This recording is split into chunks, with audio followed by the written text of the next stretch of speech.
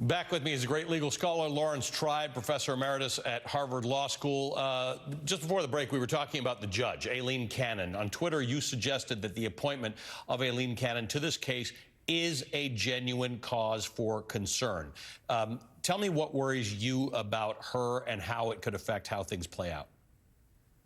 Well, the first thing that concerns me is the very fact that she was appointed. Some people believe that she was appointed randomly by a spin of the wheel. That may be true. That's the usual way. And if that happened in this case, the denominator of judges from whom she was appointed wasn't all that large. But I've also reliably heard that it isn't always random, that the chief judge of the relevant federal district court may have a hand in it. And in this case, if he did, it's a little puzzling how she was chosen. Her earlier case was not really a criminal case. It was a civil suit brought by Donald Trump for the appointment of a special master.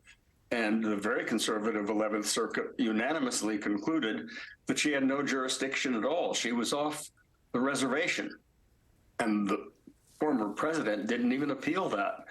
So it wasn't a related case, and her earlier experience, if anything, doesn't count in favor of her handling this. Maybe she's only handling the arraignment on Tuesday afternoon, but if she is appointed, then I do worry that the degree to which she leaned over backwards in the direction of ruling for Trump in ways that even a conservative court slapped her down for and criticized her for suggests that her loyalty may be somewhat more toward the guy who brung her, the one who made her a federal judge, the one who appointed her, than to the Constitution. I hope not, and I hope if she does what I've recommended all your readers do and read this very concise and powerful and easy to read indictment, and she'll surely read it, that even she will have a jaw-dropping experience thinking, is this the guy who appointed me?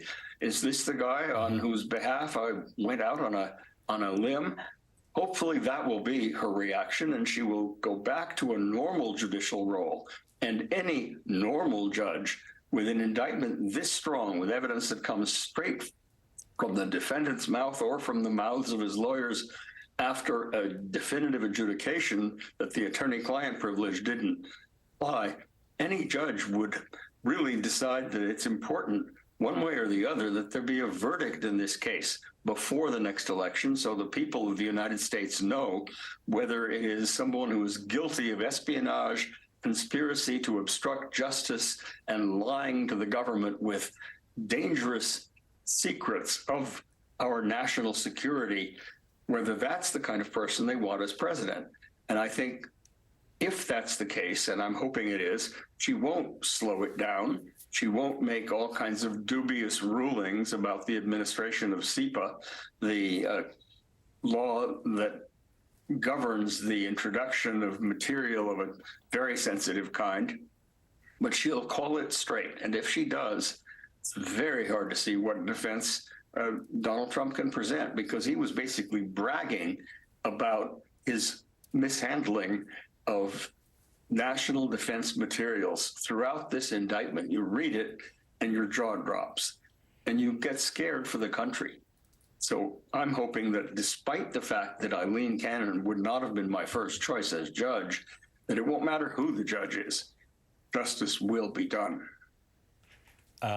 There's a lot to unpack there, including whether she does actually get appointed and whether she slow walks this thing, and whether if she doesn't, this gets heard before the next election, which I'm sure a lot of people would feel, at least whatever the outcome of the case, would feel a little bit more like justice. Lawrence, good to see you as always. Thank you, sir. Professor Lawrence Tribe is professor emeritus at Harvard Law School. We're going to have more on the indictment of Donald Trump, but I want to give you a piece of breaking news that we've just had. Moments ago, during a news conference in Kyiv with the Canadian Prime Minister Justin Trudeau, the Ukrainian President Volodymyr Zelensky confirmed that his country's long-anticipated counteroffensive against Russia is officially underway. He offered very few details. He said that, quote, counteroffensive and defensive actions are taking place in Ukraine. I will not speak about which stage or phase they are in. Zelensky also said that his top commanders are feeling rather positively as their troops engage in what Ukraine's general staff is calling heavy battles, with several dozen clashes happening across the front lines over the last day. More VELSHI after the break.